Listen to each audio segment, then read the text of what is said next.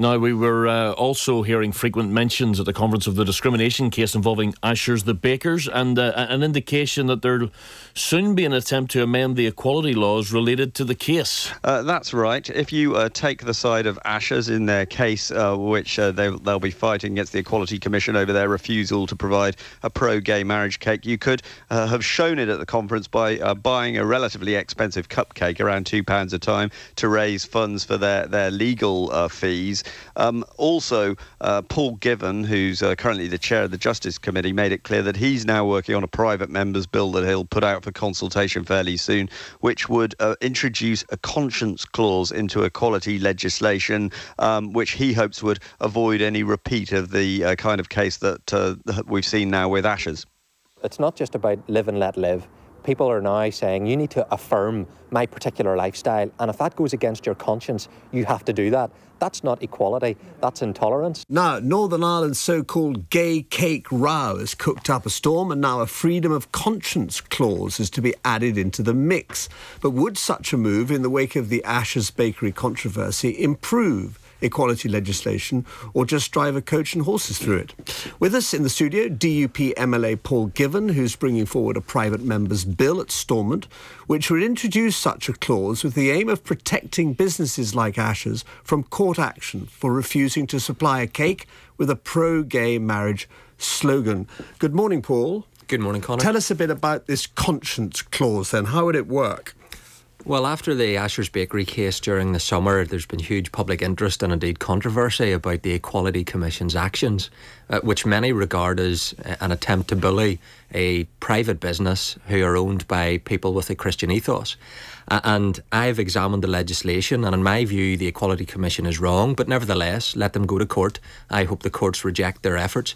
But to provide absolute certainty, I believe it's necessary to provide this enhancement to equality legislation so that people of a faith base are able to be full participants in our society. So whether you are part of the Christian denomination or whether you're a Muslim or a Jew, I believe you have a role to play in our society, and you need to have your faith protected, because the United Nations Declaration of Human Rights makes freedom of religion a founding pillar in our society, and that means not just going to church for those that are who are committed in their particular faith, whatever that may be. That means practicing it every day of the week, and therefore there needs to be space and reasonable accommodation made for people of faith. What about European law? Can you just tinker with it with a conscience clause? Well, this is the 2006 Equality Act, where I've examined, and there are regulations related to that. So I've been taking legal advice, and this is something that we can do. But the Ashers case presents an area that I think society needs to discuss.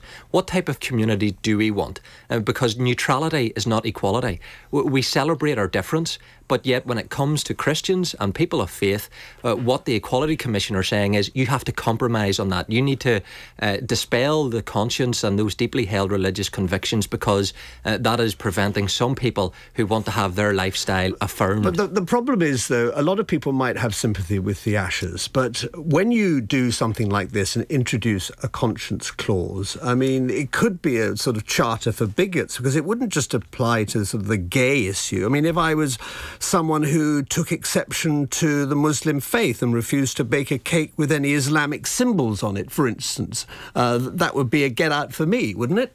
Well, and that's where my proposal isn't just exclusive to one particular faith. It is for all faiths, and the Christian Church has always believed in religious liberty for all, and this proposal would help accommodate everyone in their particular faith.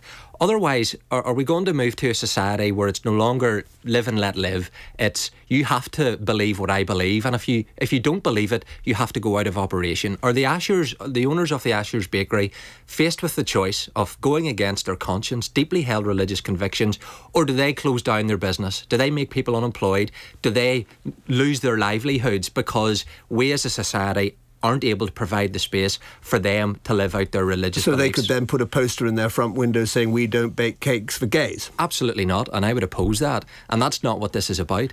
This is about being asked to produce a product or a service that goes against your religious belief. So I would oppose anyone wanting to try and prevent people based on their religious beliefs or their sexual orientation from getting a service. But this has happened before in our society. You can go as far back as the 1757 Militia Ballot Act, where Quakers were provided an exemption because they're conscientious objectors and refused to kill anyone, and therefore conscription to the army was against their deeply held religious beliefs. Now, if in 1757 we were able to make accommodation for Quakers, I don't think it's unreasonable in 2014 to accommodate difference. Well, this is a very interesting philosophical discussion, maybe, but aren't there a lot more pressing issues that the Assembly should be spending time on at the moment other than this, something like the health service or what's to be done with the 11 plus and all that sort of thing?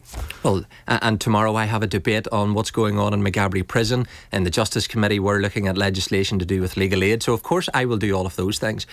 But don't underestimate the sense of deep feeling within the wider Christian community about what is happening to Ashers. I've been speaking to business people. There is a suspicion, though. I mean, there you're collecting money for Ashers with the cupcakes or whatever done at the conference and all the rest of it, that there's a sort of latent anti-gay feeling within the DUP, and this is a symptom of that.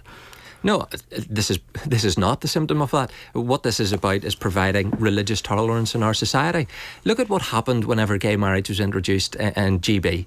Catholic adoption agencies had to close down because there wasn't space for them to provide their service. Now, let's ask the question, should a same-sex couple wanting to have access to adoption be able to get that from anywhere? And compromise then a Catholic couple who want to go to their Catholic church and access that service from somewhere. That's the balance that we need to strike, because we are moving now where people are saying you have to accommodate absolutely everything. If someone asks you to do something, even if it's against your strongly held beliefs, you should go against your conscience. And that is something that I don't think in society is liberal. I don't think that is a tolerant society. And this is the debate that I'm going to open up through this private member's bill.